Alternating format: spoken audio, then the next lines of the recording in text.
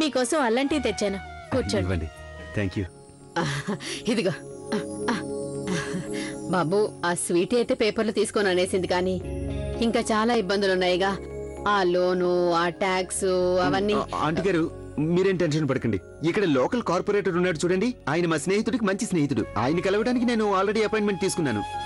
ఒకవేళ ఆయన మనం కట్టవలసిన ట్యాక్సులు, పెనాల్టీలు అన్ని మాఫీ చేసేస్తాడేమో. నేను నీకోసం ఇంకా వేడి వేడి పకోడీలు తెస్తాను.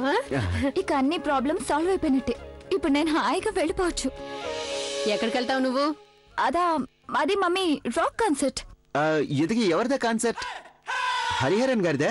ఆయనది కాదండి, ఇది మా Abhi concert. The sensational rock star Abhi. Do you understand that? అభియా? తన గురించి నాకు ఎప్పటికీ అర్థం కాదు. పాట పాడతాడు తను డప్పు మోగిస్తాడు. అమ్మా ప్లీజ్ నన్ను వెళ్ళని. ఒక్కదాన్ని ఎలా వెళ్ళనిస్తానే? ఎవరైనా అబ్బాయి కూడా నీతో వచ్చుంటే పంపించేదాన్ని. అమ్మా నాతో పాటు 4 అబ్బాయిలు వస్తున్నారు. 4 అబ్బాయిలు వెంట వెళ్తావు నువ్వు? వాళ్ళలో ఒక్క కుర్రాడైన సురేష్ లాంటి వాడైతే నేను పంపించేదాన్ని. బాబు, నువ్వు వెళ్తావా దీంతో? నేను వెళ్తాను తనతో. సురేష్, నువ్వు రేపొద్దున నాతో కార్పొరేటర్ దగ్గరికి రావాలి. అది ఎలాగో వస్తాను. దానికి మరి నువ్వెప్పుడు నిద్రపోతావు? 3-4 గంటలు నిద్రపోయినంటే సరిపోతుంది. పైగా బుల్బుల్ ఒంటరిగా వెళ్ళిందనుకో, అప్పుడు నువ్వు నిద్రపోవు. నీతో వాదించి ఎవరూ నెగ్గలేరు. వెళ్ళు, తొందరగా రెడీ అవ్వు బుల్బుల్. నేను సురేష్ కి చెప్పాను. అక్క, నువ్వు సురేష్ పేరు కూడా ఎత్తదు. తను కూడా అమ్మతో పాటు నన్ను రాక్ కాన్సర్ట్ కి వెళ్ళొద్దంటే I would have killed him. చాలే, నీకెందుకు అతని మీద అంత కోపం? తనని చూస్తేనే నాకు కోపం వస్తుంది. ముఖ్యంగా అతను నిన్ను సునీల్ లాగా దొంగ చూపులు చూస్తాడు చూడు, అప్పుడు ఇంకా వస్తుంది. ఏమీ ఎరగనట్టు చూస్తూ ఉంటాడు.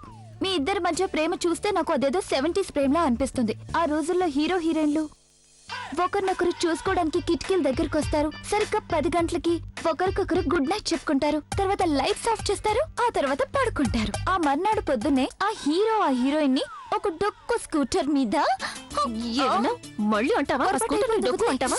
నీకు తెలుసు కదా, సురేష్ వల్లే నువ్వు రాక్ కాన్సర్ట్ కి వెళ్ళడానికి అమ్మ పర్మిషన్ ఇచ్చింది. ఓకే ఓకే మళ్ళీ అనవు కదా? లేదు లేదు ప్లీజ్ వదిలే. ఇదిగో.